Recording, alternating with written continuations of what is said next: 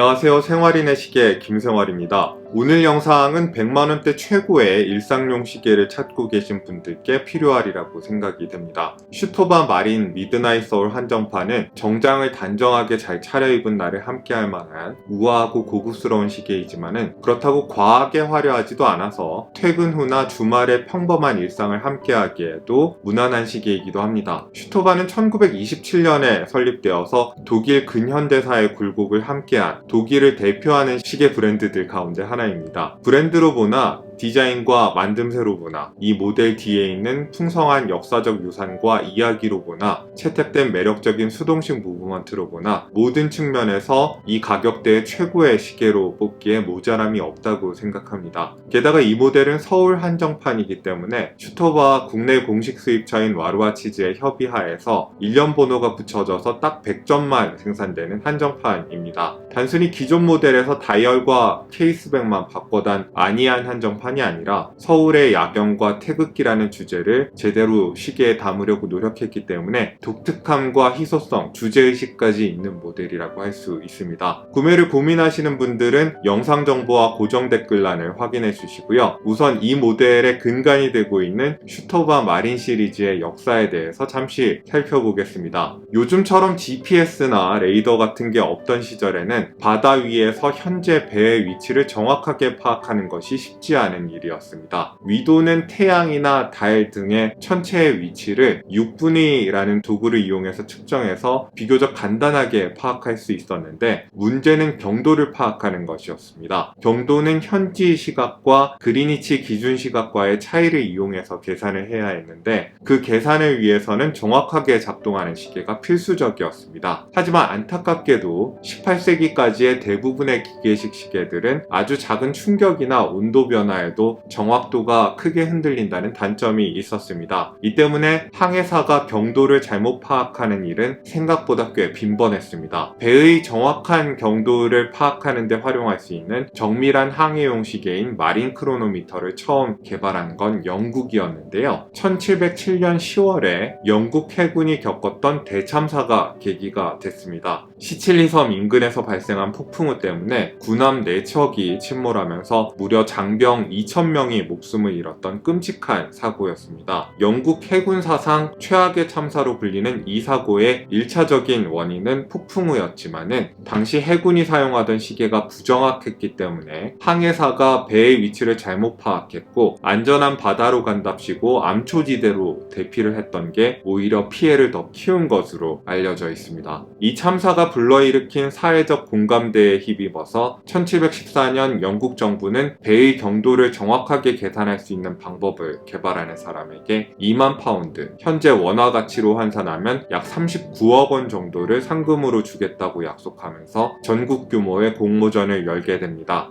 이때 요크셔 지방에서 독학으로 성공한 목수이자 시계공이었던 존 해리슨이라는 인물이 등장을 합니다. 그는 1761년에 빠르게 진동하는 밸런스 휠과 온도 변화에 영향을 받지 않는 스프링을 장착한 항해용 시계의 프로토타입을 내놓으면서 실제 항해 상황에서 경도 계산에 활용될 수 있는 높은 정확도의 마린 크로노미터를 발명한 첫 번째 인물이라는 영예를 차지하게 됩니다. 마린 크로노미터의 발명은 과거에는 가능하지 않았던 장거리 항해와 대륙간 이동을 가능하게 함으로써 유럽 국가들의 신항로와 식민지 개척에 큰 역할을 했습니다. 다시 말해 유럽 사람들이 아시아와 아프리카에 와서 온갖 착취와 수탈을 저지를 수 있도록 해주었습니다.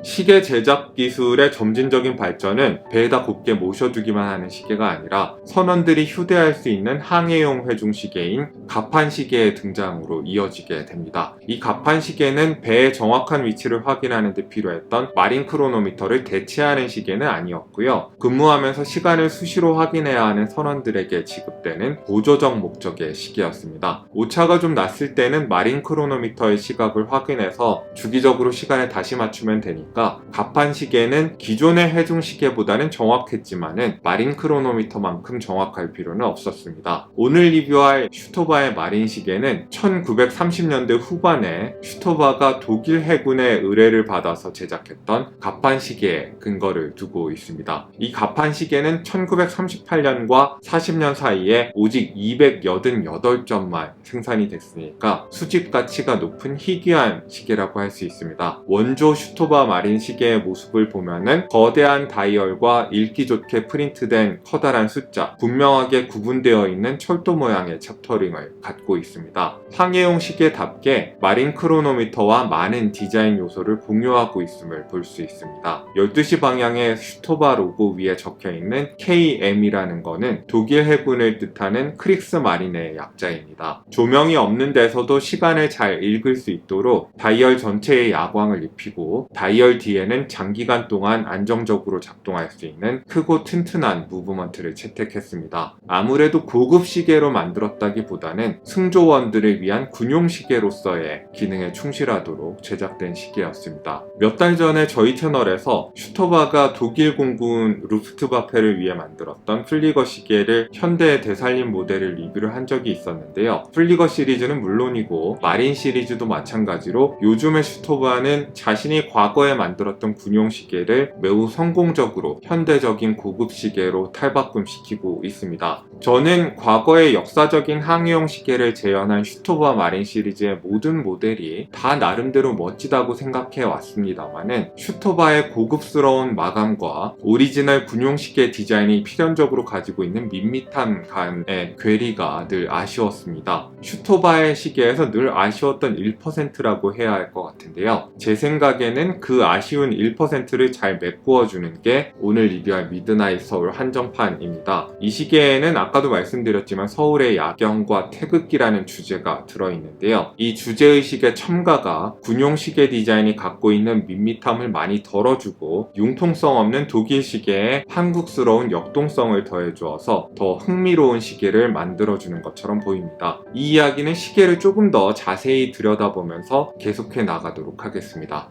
마린 미드나잇 서울의 케이스 지름은 36mm이고 러그 투 러그의 길이는 44.7mm입니다. 마린 시계의 특징은 베젤부가 얇고 다이얼과 인덱스가 케이스 사이즈에 비해서 크고 러그 투 러그가 다소 긴 편이기 때문에 체감 사이즈는 수치 이상의 사이즈에 비해서 좀 크게 느껴집니다. 엄청난 거구가 아니시라면 36mm가 너무 작을까봐 걱정하실 필요는 없을 것 같습니다. 제 7인치 둘레의 손목에 착용한 모습을 봐주시면 어떤 느낌일지 짐작이 되리라 예상합니다. 이렇게 단정하게 생긴 시계는 평소보다 작게 고르는 게 더 세련되어 보이는데요. 다이버 시계의 묵직한 덩치에 익숙해진 분들은 좀 적응을 못하시는 경우가 있더라고요. 저는 시계 종류마다 적정 사이즈가 다르다고 생각하는데 이렇게 생긴 시계는 좀 작아 보이는 게 커 보이는 것보다 좋다고 생각합니다. 50m 방수 성능의 케이스인데 두께는 도명의 시계 유리를 포함하고도 8.3mm로 채택하고 있는 얇은 수동 무브먼트의 장점을 최대한 살려서 케이스를 매우 얇게 만든 걸 보실 수 있습니다. 무게도 시계줄을 포함해서 42.5g으로 매우 가볍습니다. 하루 종일 차고 있어도 거의 뭘 차고 있다는 느낌이 안 드는 착용감이 편안한 시계이기 때문에 거추장스러운 느낌이 싫어서 시계를 안 차시던 분들이 고려하시기에도 좋은 시계라고 생각합니다. 시계줄을 연결할 수 있는 러그의 너비는 18mm입니다. 러그 너비가 짝수여서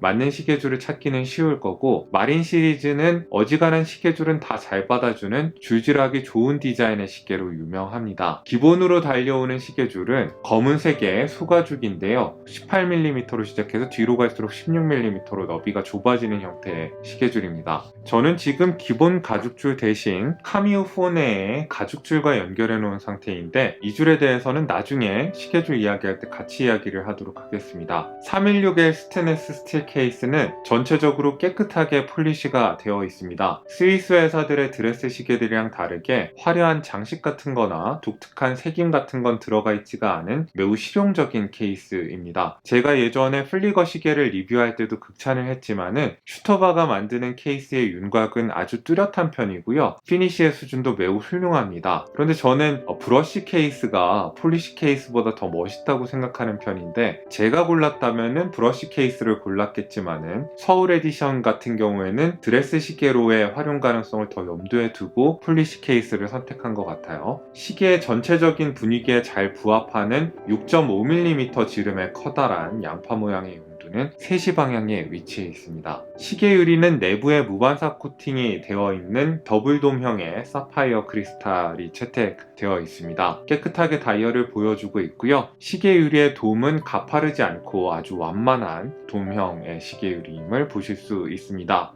이 시계의 다이얼은 1930년대 말에 독일 해군을 위해서 슈터바가 만들어줬던 항해용 시계의 다이얼을 충실하게 따르고 있습니다. 커다란 숫자 인덱스들과 철도 모양의 챕터링, 6시 방향의 스몰 세컨드, 스페이드형의 시분침까지 거의 그대로입니다. 길로시 패턴을 새겨 넣거나 문페이즈나 캘린더 같은 갖가지 컴플리케이션을 집어넣은 화려한 드레스 시계랑 비교한다면 너무나도 단순하고 독일스러운 구성이지만은 자세히 들여다보면 들여다볼수록 디테일이 멋진 시계입니다. 브라스 소재의 다이얼은 에나멜로 만든 고급 하이엔드 드레스 시계의 모습을 모방하기 위해서 코팅이 되었고요. 높은 수준으로 폴리시가 되어 있습니다. 어떤 조명에서 어느 각도로 보나 고급스럽고 우아한 광택을 내보이고 있어서 시계의 고급스러움을 한 단계 높여주고 있습니다. 대충 보면 밋밋하고 다소 재미가 없어 보인다고 생각할 수 있을 큼지막한 숫자들이나 챕터링은 자세히 보면 또렷하고 선명하게 프린트가 되어 있습니다. 사실 스위스의 명품이라고 알려진 시계들도 아주 고배율로 확대해서 촬영해 보면은 프린트가 살짝 덜 정교하거나 시분침에 거칠게 뜯긴 자국이 있다던가 하는 아쉬운 흔적들이 보이는데, 슈터바는 100만원대 시계라고는 믿을 수 없을 정도로 디테일에 대한 주목이 좋아서 확대 화면에서 굴욕을 겪는 일이 없습니다. 보고 있으면 감탄이 나오면서도 이렇게 단순하게 생긴 시계를 이렇게 치밀하게 만들 일인가 싶기도 해요. 유려한 곡선으로 이루어진 스페이드 모양의 시분침은 반듯반듯하기만 한 다이얼의 프린트들을 심미적으로 보완해주는 역할을 합니다. 색칠된 파란색이 아니라 열 처리를 통해서 얻은 파란색의 시분침입니다. 어두운 곳에서는 검은색처럼 보이지만은 조명을 받으면 타협 없이 선명한 푸른빛을 뿜어냅니다. 제가 그동안 슈터바의 마린 시계를 보면서 한 가지 늘 아쉬웠던 게 다이얼의 프린트가 그냥 밋밋한 검정색이라서 시분침에 열 처리된 파란색과 잘 대응하지 않는다는 것이었는데요. 서울 에디션은 서울의 아름다운 야경을 주제로 삼아서 인덱스와 챕터링을 밤하늘의 색깔을 닮은 미드나잇 블루 색상으로 프린트를 했습니다. 시분침과 마찬가지로 어두운 곳에서는 검은색처럼 보이지만 조명을 받으면 은은한 푸른빛을 보여줍니다. 다만 회사 로고는 좀 더 단정하게 검은색으로 프린트를 했습니다. 서울 에디션이라서 일부는 새로운 시도를 하겠지만은 슈터바라는 브랜드의 원칙과 일관성은 흔들지 않겠다는 다짐처럼 보입니다. 서울 에디션의 디테일은 6시 방향의 스몰 세컨드에서도 돋보입니다. 살짝 다이얼의 다른 부분보다 깊이 들어간 서브 다이얼에 숫자가 궤도를 따라서 같이 회전하면서 프린트가 되어 있는, 원래도 자세히 보면 생각보다 흥미로운 생김새의 서브 다이얼인데, 서울 한정판은 이걸 다 검정이 아니라 미드나잇 블루 색상으로 프린트를 하고 특히 숫자 60을 빨간색으로 강조를 줬습니다. 60은 일반적인 시계에서도 분과 초가 한 바퀴를 다 돌아서 다시 처음부터 시작되는 지점이기도 하지만은 우리 문화에서도 특별한 의미가 있는 숫자입니다. 간지에서는 60년마다 같은 이름을 가진 해가 돌아오니까 60갑자가 돌아오는 생일을 환갑 내지 회갑으로 특별히 기념을 하잖아요. 서울 에디션은 한국 문화에서 이렇게 특별한 의미를 가진 60이라는 숫자를 빨간색으로 표기를 했습니다. 한국 시계 팬들을 위한 모델에서 우리나라의 상징인 태극기에 태극 문양, 빨간색과 파란색을 다이얼에 모두 사용했다는 점에서도 의의가 있고, 심미적으로만 봐도 특별한 기믹이나 포인트 같은 게 없는 독일스러운 시계 디자인에 단조로움을 보완해준다는 의의가 있다고 생각합니다. 다이얼을 전체적으로 보면은 금욕적이면서도 정교한 독일 시계의 매력이 잘 드러나는 다이얼에 한국의 역동성이 세련되게 가미가 됐습니다. 차근차근 음미할수록 더 많은 것들이 보입니다. 물론 대충 봐도 매력적입니다. 특히 뛰어난 가독성과 각 구성 요소의 비례가 완벽에 가까운 수준입니다. 어떤 구성 요소도 필요에 비해서 너무 크거나 너무 작거나 하지가 않습니다.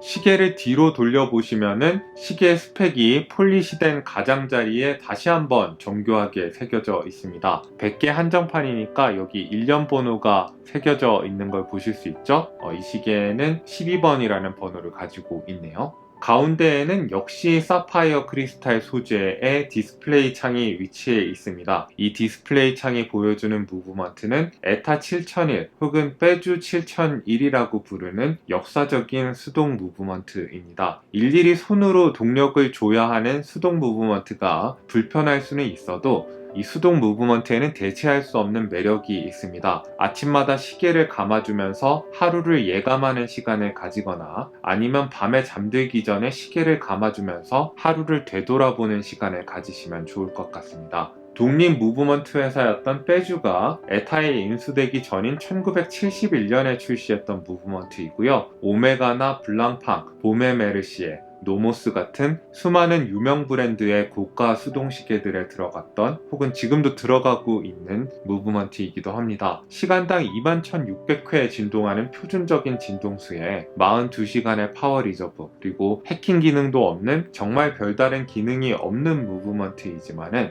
퍼포먼스가 안정적인데다가 얇고 작다는 점 그리고 구조가 단순해서 잔고장이 없고 예쁘게 장식하기도 편하다는 점 때문에 출시된 지 48년이 지난 2019년 현재에도 여전히 많은 브랜드들로부터 사랑받고 있는 검증된 무브먼트입니다. 슈토바의 시계답게 제네바 스트라이프와 열처리된 푸른색 나사를 이용해서 탑급으로 아주 수준 높게 장식이 되어 있긴 하지만은 이 무브먼트의 공식적인 그레이드는 엘라브레 등급입니다. 그래도 오차는 탑 그레이드에 준하는 수준으로 조정을 한다고 합니다. 제가 받은 이 시계의 경우도 하루 오차가 1초 전후로 나옵니다. 뽑기 운이 다소 작용했다고 해도 상당히 인상적이죠. 장식된 부분을 떼고 보면은 눈으로 보이는 구조 자체는 상당히 단순한 무브먼트입니다. 브릿지도 3개밖에 없고요. 이 3개의 브릿지와 와인딩 메커니즘에 해당하는 톱니를 어떻게 장식하느냐에 따라서 굉장히 여러 모습으로 연출이 가능한 무브먼트입니다. 이 시계는 서울 에디션답게 무브먼트의 와인딩 기어에다가 태극을 새겨 넣었네요. 우리나라의 국기인 태극기의 기원으로 돌아가는 모양새인데 원래 태극기의 원형은 조선의 왕을 상징하는 깃발, 즉 어기였습니다. 태극이라는 게 동양의 세계관에서는 우주 만물이 음과 양의 상호작용을 통해 생성하고 발전한다는 대자연의 원리를 의미를 하잖아요. 아마 조선의 경우에는 만물이 생성, 발전, 조화를 이루는 중심에 왕이 있기 때문에 비로소 백성들이 존재할 수 있다. 그러므로 니네 백성들은 왕을 충성을 다해서 따르라 라는 일종의 정치적 프로파간다를 위해서 왕의 상징에다 태극과 팔개를 새겨 넣었을 겁니다. 그러면 이 어기가 어떻게 국가 상징이 되었느냐? 박영효가 1882년에 일본을 방문하면서 외교적인 목적을 위해서 어기의 형태를 다소 간략하게 만들어서 국가 상징으로 활용했던 것이 시초가 됐습니다. 이제는 그로부터 시간이 많이 흘러서 조선은 더 이상 왕국이 아니라 대한민국이라는 민주공화국이 됐습니다. 헌법에서도 규정하고 있듯이 이 나라의 주권과 모든 권력은 더 이상 조선의 왕이 아니라 한 명 한 명의 국민으로부터 나옵니다. 태극기 역시 숭배해야 할 왕의 상징이 아니라 구성원 한 명 한 명이 전유할 수 있는 민주공화국의 상징인 거죠. 이 공화국의 중심이자 우주의 중심인 국민 개개인이 각자의 손목에 태극을 올릴 수 있게 됐다는 점에서 서울 에디션에는 민주공화국으로서의 대한민국을 기념하는 의미도 있다고 생각을 합니다. 전에도 말씀드렸듯이 수동시계의 매력은 결국 태엽을 감아줄 때의 손맛이어서 용두가 이렇게 큰 게 좋습니다. 적절하게 큼직한 양파 모양의 용두는 수동 감기의 손맛을 극대화시켜주는 것 같습니다. 돌리다가 뻑뻑해지거나 느낌이 이상하면 절대 더 돌리지 마시고요. 용두를 뽑아서 해킹이 되지 않습니다. 이 무브먼트는 시간을 조정할 때의 느낌도 천천히 돌리는 것도 되고 빨리 돌리는 것도 되고 모든 게 적절하다고 하겠습니다. 다 맞췄을 때는 이렇게 집어넣으면 되고요.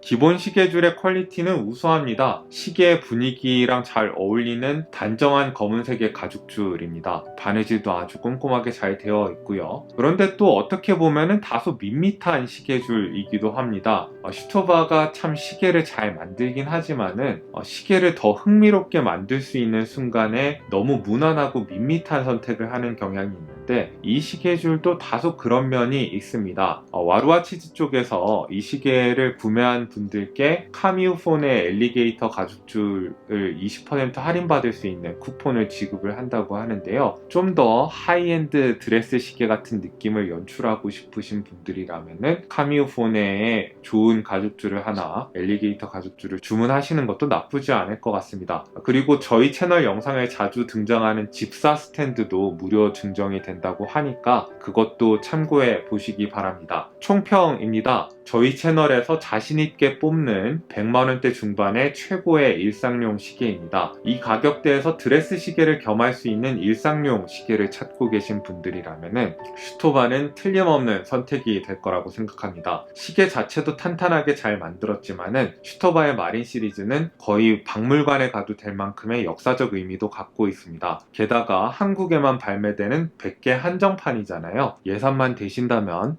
망설일 이유가 없는 좋은 시계라고 생각을 합니다. 오늘 리뷰가 여러분들께 유용한 정보가 됐기를 바랍니다. 오늘 리뷰가 유용하셨다면 구독과 좋아요, 알림 설정을 잊지 말아 주시고요. 여기는 생활인의 시계였습니다. 안녕히 계십시오.